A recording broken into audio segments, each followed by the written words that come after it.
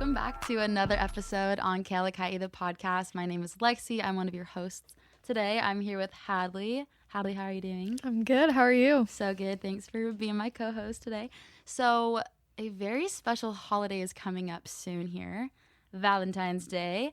And we wanted to do a fun little episode for you guys in celebration of Valentine's Day. So we have three awesome people with us today to talk about love languages. So if you guys want to just introduce yourselves. Hi, guys. My name is Sophie Randall. I'm from Anchorage, Alaska. I'm studying intercultural peace building here at BYU, Hawaii. I'm a junior this year. I love to hike and surf and really anything active. Awesome. Thank you. Hi, I'm Chad Ford. I'm a professor of intercultural peace building at BYU, Hawaii, and I'm originally from Kansas City, Missouri. Awesome. Thanks, Chad. Thanks for being here. Hi, I'm Amanda Ford. I also teach here at BYU, Hawaii, and I'm a yoga instructor, and I'm also a therapist. Amazing. Thank you guys so much. We're so excited to hear talk story about love languages. Amanda actually teaches a class here on campus, a family interpersonal peace building class, and we wanted to bring her on as well because we do kind of talk about love languages in that class. So shout out if you have taken that from Amanda. We'll give her a chance to talk about it a little bit here later. But first, we wanted to just kind of introduce love languages. For those of you who don't know what love languages are, there are 5. It's just kind of this concept that there is a one form of love that you feel the most loved, I guess, if that's The way you love, give love. the way you love, give love, Yeah. feel love. So the 5 main ones that we'll be talking about is physical touch, words of affirmation, quality time, acts of service, and gifts. So we're gonna start with Sophie. Will you guys all just kind of tell us what you think your main love language is? Maybe you have 2.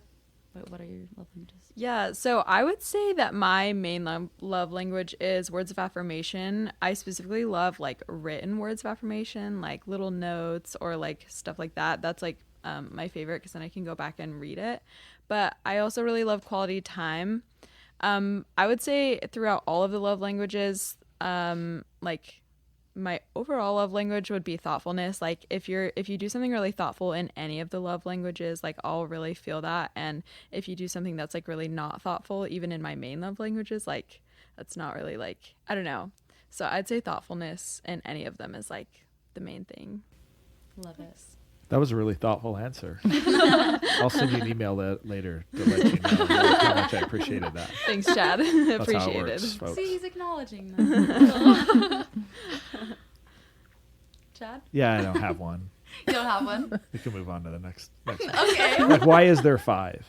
And Because why there's couldn't there different be ways. other ones? It's And variation. There kind of could gives you be. some options. It's just like a basis, right? True, it could be. Like she said, But it- thoughtfulness. That's like an over. Yeah, that's not one of them. So you already broke the model. I broke the Yeah. mold. So now you You can already too. broke it. It's just kind of like a suggestion, like a list to kind of be like, oh, this is like maybe like the main subtopic, and I'll branch off of it.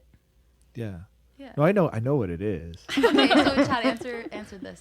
What is How do you feel love then? Yeah. Like, what does someone do for you that makes you feel like, oh, Yeah. I feel loved? I think part of it is there's so many challenges, like when we even say love, like what do we mean Yeah. by love, first of all? And in the English language, one of the problems is that we use that word to mean lots of different things. So how do I feel like romantically, right? Romantic love, or liked, right? The love that actually means that I really like you. That's a different sort of love, right? It's very different. And how I feel those things might be really different. And then, there's this idea of this sort of charitable love, or agape is sort of the Greek word for it. And that actually looks really, really different, because I may not actually even like you, but love you, right? And be willing to like sacrifice for you or do something. And that, how I feel, that looks really different as well. So, I mean, to me, it starts problematically, but well, tell me what you mean by love, first of all. And I don't even think those are the only three ways of love. And then from relationship to relationship, I actually think that things shift quite a bit, right? And how Absolutely. and how that's going to look. And so I'm never a huge fan, just to like be honest, of like when we make these lists of like the 3 things or the 5 things, because I actually think as a conflict mediator, maybe this is part of it, is I often find that when people get stuck in those ruts of thinking about things, then you either fit into this category or you don't fit into this category. And I try to shove very unique, multifaceted individuals with very unique definitions of a term into like one of these 5 preset things. And then if it doesn't quite align exactly right, then I get frustrated. I'm not really sure why. Okay. I could go on and on and No, on. that's but fair. That's totally Can I fair. change the question then? Yeah. How do you feel appreciated? Yeah, see, that's different, right? Than feeling love. Absolutely. I don't know. How do I feel appreciated? I don't know. You have to come back to me. On that. Okay. I have to think Okay, about it. I Amanda, wasn't ready for it. we'll hear from Amanda what your love language. Can I ask Chad a question? Yeah, go for it. Amanda's my wife. Full disclosure.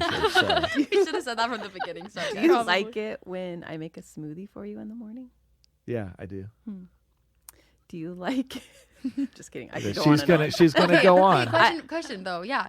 Would you see this is where the love language quiz is helpful online because it might ask you Yeah, I've taken it. when What were your results? it's like, okay, do you feel more loved when Amanda makes you a smoothie in the morning or when she leaves you a note saying, I love you, have a great day? Depends on the morning. Really? Yeah, for sure. It's just too simple for you. Okay, it is. I think it was. I think. I'll think of a harder one. We'll come back to it. Okay.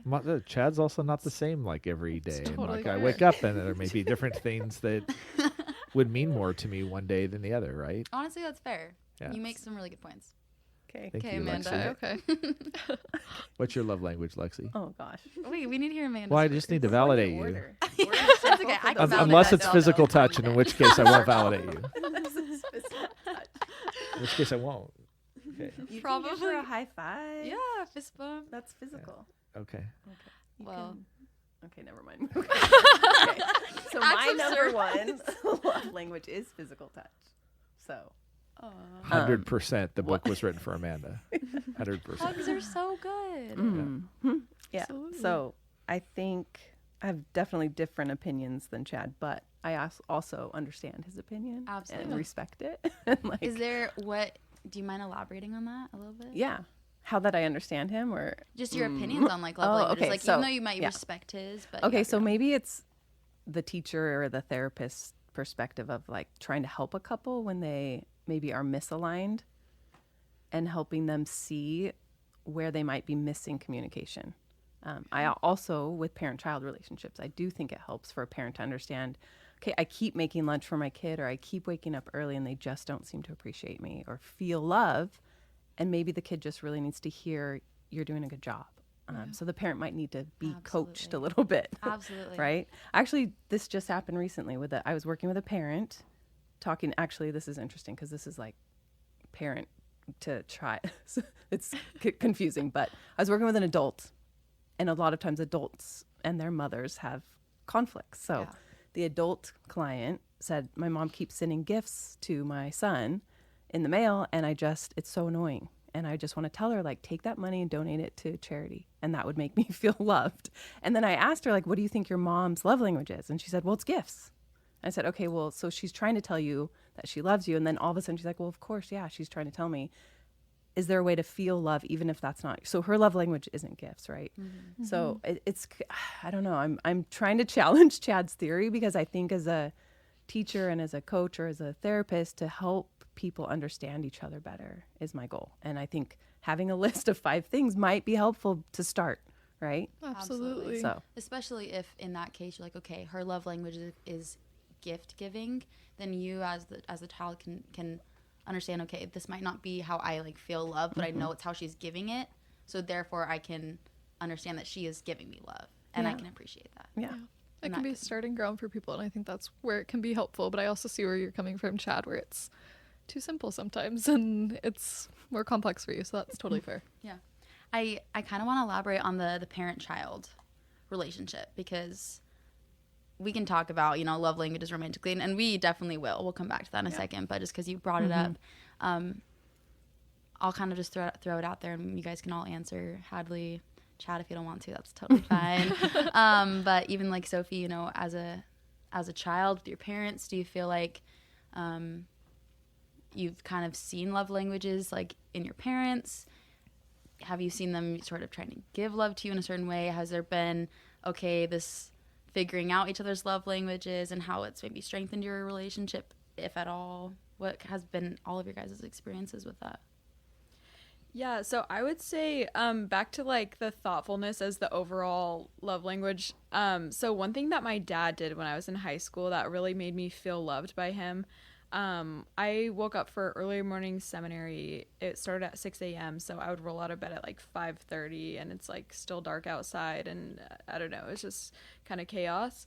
And so something that my dad did that was really helpful is he would just like put in a piece of toast every morning so I didn't have to like spend an extra 10 minutes to do that. And that was really thoughtful, and it's not something that I ever like would have like thought that I needed, but it really helped my life. And so I feel like that really helped my relationship with him for me to feel love. And yeah, and then I would say also like back to my like out of the 5, the words of affirmation being one, with my mom, like if we were ever kind of disagreeing on something, something we would do is we would and this is pretty weird, but we would write letters to each other about it so that we would have time to think about it and we would have time to like kind of process it, because she knew that that was something that that was a way that I could better process kind of the tougher topics. And so that was something I really appreciated that she did. It made me feel loved that she was willing to kind of communicate on those harder to talk about things in a way that made sense to me. Yeah, that's something I did with my mom too. When I was younger, mostly the letter writing, that was something that was really helpful for me too. So I like that you brought that up. Yeah, totally. Okay, Chad and Amanda, what has your experience been as parents using, acknowledging love languages or not? Maybe you've had bad experiences with, trying love languages and then it didn't actually work. What? I'll just keep being the contrarian here for a minute and like give you an example. So I think if you asked anybody in my family about my dad, they would say it was gift giving. My dad was notorious. Birthdays, Christmas, random, gives the best gifts. And it's not always going to be the case that she'll feel love that way, right? And so again, if I just jump to the assumption that I know her and she's very touchy and she is very cuddly and she's very, very loving and likes it all the time. But if I just jump to the assumption, I can be really wrong about it. Maybe it's helpful to talk about love languages and attunement with kids and with your partner and helping meet needs so that it's more like, can I be aware that, yes, that might be how they feel loved the most, so I can start practicing that, especially if you're different.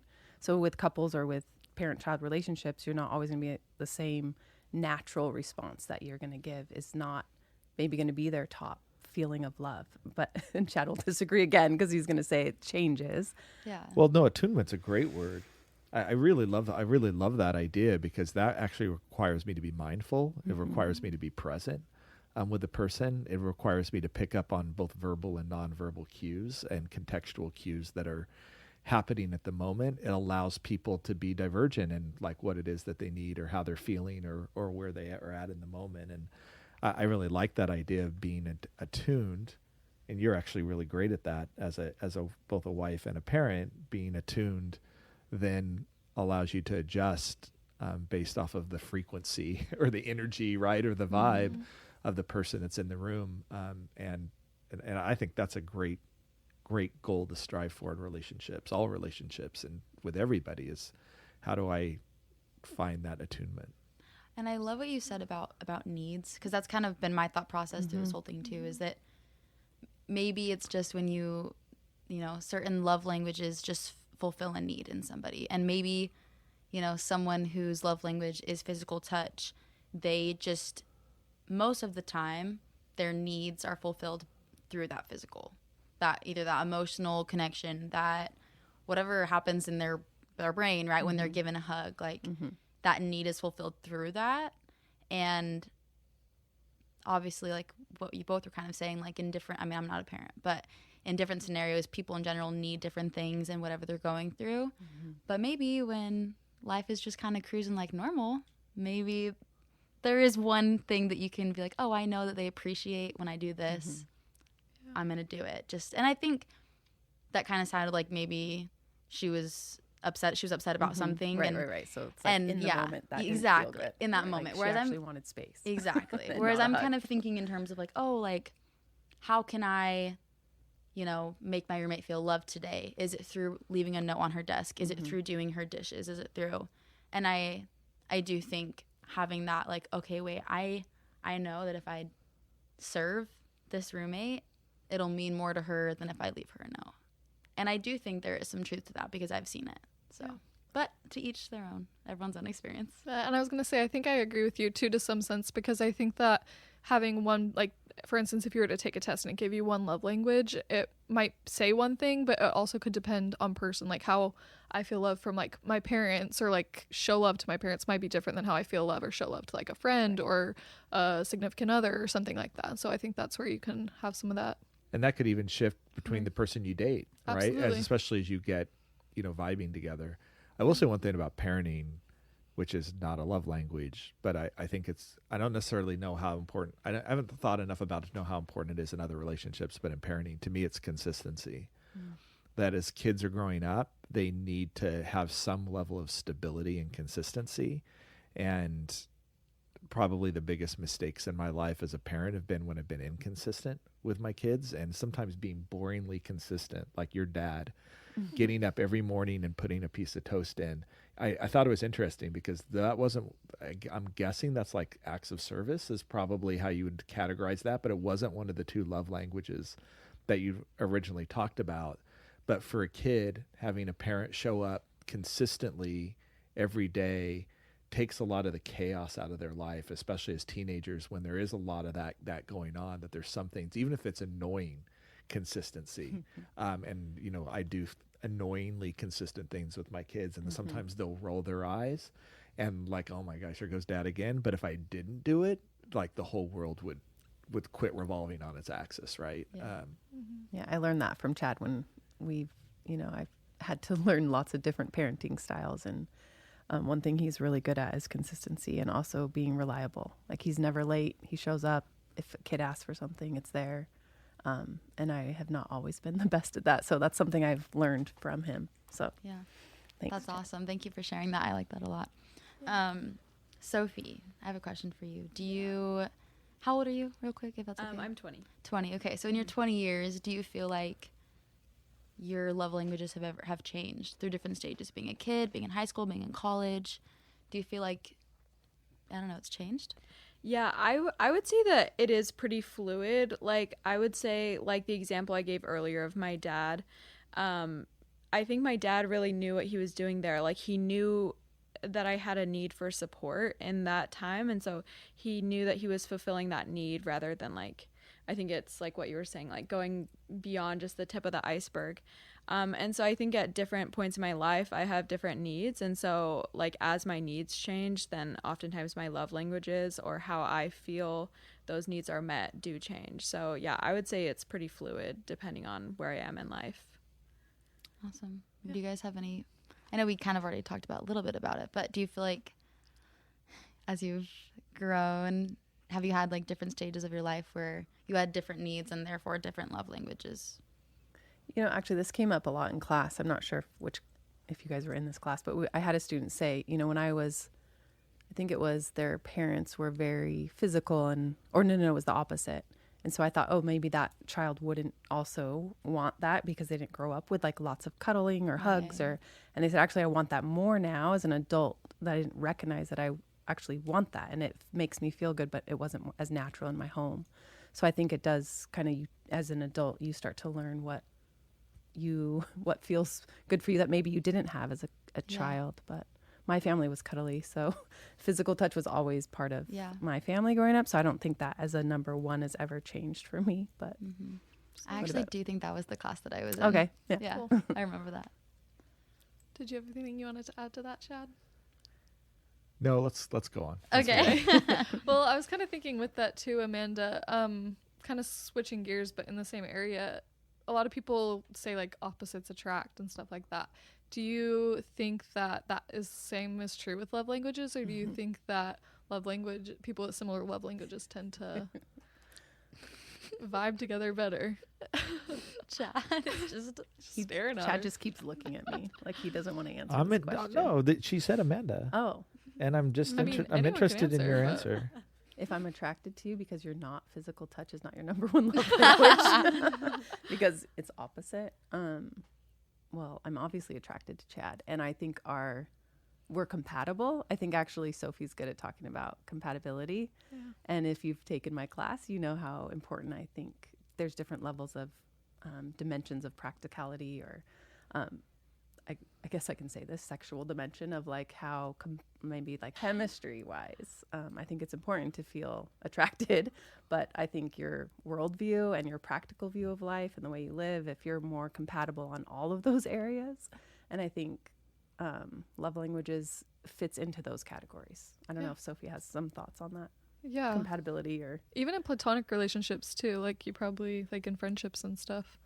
Yeah, no, I think I can see like a little bit of truth to the opposites attract thing, but I do ultimately think that like it's more about compatibility. But I think the like where that gets kind of confusing is that like being different in some ways might be more compatible. Like I can see in my parents' relationship, my dad is a little bit better at the logistics and my mom's more of the dreamer. And so if they were the exact same in that way, then they would both just be dreaming, or they would both just, you know. absolutely. And so I think they are different in that way, but it ends up being really compatible for them. But I do think that in general they are really compatible on like the more practical things, like the way that they see the world and like the way that they want to use money and stuff like that. So I think it is overall like better to be with somebody that is not your opposite. Absolutely. Yeah, I think you kind of like you hit it on the head with the that. nail on the head. Hit the nail on the head with the like the logistics and the dreamer, because I don't know if you guys have ever heard of these like usage of Enneagrams? word before. I don't know. It's What you were reminding me. I have like always brought this up to my friends, and every time I bring it up, like none of my friends have ever heard of this. But like dominant personality, Oh yeah. amiable personality, analytical, expressive. So I feel like I've seen in relationships, like I've seen people be the same, but a lot of relationships I do see there's a dominant person, there's an amiable person. And I feel like there tends to be, I don't know, do you guys feel like you've heard that, you've seen it, maybe opposites, maybe it doesn't really matter, like what have you guys seen? Anybody? I feel like with that, I don't know if I've been consciously thoughtful of it in specific situations, but like you saying it, I think I could look at relationships that I have with people and be like, oh, absolutely, that's what that looks like, or that's what the personality is. And it kind of reminded me of what Sophie was talking about too. The other day, Sophie and I were actually talking about Enneagrams and like personality types, and it had me wondering too if like maybe those might be a better indicator of relationships than love languages. And Chad is over here nodding his head. Oh, Amanda loves Enneagrams, so we can have a whole nother podcast on that. And then I'm like, why is there 9? And you can start to, it's, don't invite Chad because he won't tell you what he is. well, I take those tests and I end up like evenly distributed over lots of things, which is always He's frustrating. the jack of all trades. That's why he doesn't like these love languages. Well, I it's interesting on the like, do opposites attract or whatever, because I think we all have similarities and we all have opposites. Like if we dig deeper again, if we go further down, I think superficially it's easy to see things that we're similar on or that we're different on. But, really getting deep with people, I think you're going to find both. And I don't really understand the law of attraction. I've read books about it, and I know there's actually some science to it, but even they don't really understand it, or we would all have this down for everybody. I don't know why I'm physically attracted to some people and not to others, or why I'm like emotionally attracted to some people and not to others, or why I like someone or I don't like someone. At least for me, I'm not sure there's a great pattern I can look back in my life. But I will say that when I'm present with people and really take the time to get to know them, I tend to like them more. And I tend to find the wavelength, right, that works for us. And it might not be the same as someone else. And I think that for a lot of people, I think this is especially true in conflict. I mean, this is kind of what we do on Mediators is, right, like people are sort of singing out of harmony. And I'm so caught up in my voice and the pitch that I have and what I'm singing that I forget to harmonize. I've got to take into account someone else's voice and try to get those two voices to sort of harmonize together. And so I ultimately think, look, if we're talking about relationships, we're never talking about me. We're always talking about us. I can't be me without you. In relationship, and you can't be me. My truth is never just the truth. It's our truth that we share together. And so, to me, it's always the process. And that's what's so cool, right? Is that we're constantly learning about each other. And this is true for Amanda and I, like we're constantly learning about each other. We're constantly growing together and also recognizing things that are really different. And harmonizing, right? And I would say like we're awesome at harmonizing. We're really different on a lot of things, but we're also awesome at harmonizing. We don't have the same voice. We don't always have the same needs or love languages or enneagrams or whatever it is that you want to say, but we are really interested in finding that harmony. And at least for me, as like a conflict mediator, whatever, like I think that's what we do. And I think that lots of people can harmonize who think that they can't. And that's true in like romantic relationships as well as just, personal relationships and societal relationships. And we just don't have the skills, I think, a lot of times to know how to do that and get past whatever it is that we're hung up on with a person that's different than the way that we see the world.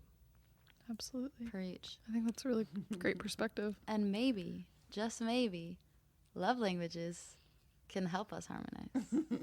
As Amanda was saying earlier, she'll That's help true. people be attuned by. Yeah. But I understand. Yeah, there's obviously different times, different needs, every situation is gonna be different. So. It always goes a little deeper. I think you're right there. Okay, well, just to close out here, thank you guys so much for coming. We have one last question for you to end this Valentine's Day episode. But what does love mean to you? It's a very broad question. Very. So take it at any angle you want. Yeah. Anyone, whoever's ready, wants to go first. We're all silent. Deep question. I'll Go, start Chad. because Yeah. I think it's really, Expert. I think it's what I was just talking about for me, which is that, love to me is finding harmony with people. And that's a journey. And sometimes we're going to get off pitch and off harmony together, but that constant search for finding harmony is what I think love is about, both sort of spiritual love and physical love. And I'm really interested in that journey. I love that. Thank you. Especially because, as you were saying, there's different kinds of love. And I think that concept of finding harmony hits every single one of those. It applies to every single one. So platonic, romantic, spiritual. Sophie, what about you? Sophie? Sure.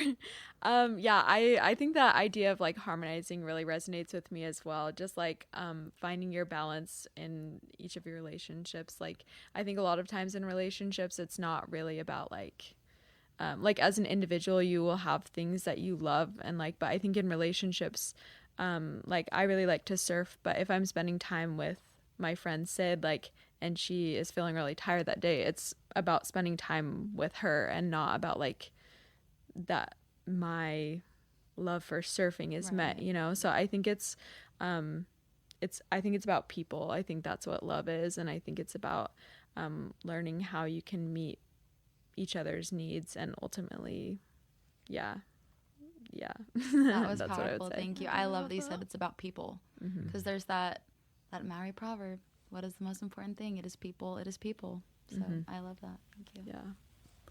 Yeah, I guess the only other word I would add that comes to mind is what we talked about, attunement, and maybe being mindful with your relationships.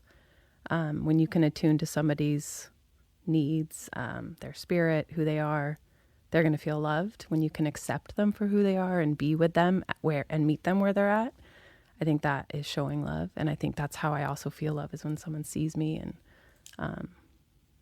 you feel like you're accepted exactly where you're at for who you are and loved for that. So, and that's, I guess, probably one of the biggest things I love about Chad is he helps me feel seen and be my best self, really. He's really good at that. So I'm really grateful. Thank you guys. That Yeah. was so beautiful. Thank you Thanks. guys so Yeah. much. We really appreciate you guys. Even though I don't believe in love languages, Even though he doesn't we can still believe find in us. harmony. Did you have you even said that yet on this podcast? I do not believe in love languages. Well, I believe they exist as far as like that there's a book Just like about I them. don't believe in Sasquatches, but I believe they exist. Just kidding. We won't talk Maybe about maybe Yetis. maybe That's Sasquatch doesn't episode believe in number you. 3. We're gonna spiral. Whoa, Big it's Yetis. getting heated now. We're talking about what is Sasquatch from? Sasquatch Yetis. Is he from Star Wars? Big war. How have you been in classes I with don't me know, and we haven't is talked it a about this? Sasquatch or a Yeti? Which one is it? Like, so I'm not going to let you graduate until you write an essay Wait, to what me is about it? this. Wait, what is it Like from? Bigfoot. Bigfoot Yeah, is also called Bigfoot. Sasquatch. A Yeti. That's yeah. pejorative. That's offensive. Bigfoot's Anyways. Okay, and so we're done. sorry. And it's a wrap. Oh, you well, guys. thank you Yeah, guys so thank much. you. Happy Valentine's Day, everybody. Go out there Yes. and spread the love Yes. to your friends, your significant others, Families. family, your food. the Show some love to person your next food, you. Yeah. your TV screen. Yeah. Okay. All Celebrate right. it. Love it. Love you Bye, guys. everybody. See you Bye. next week.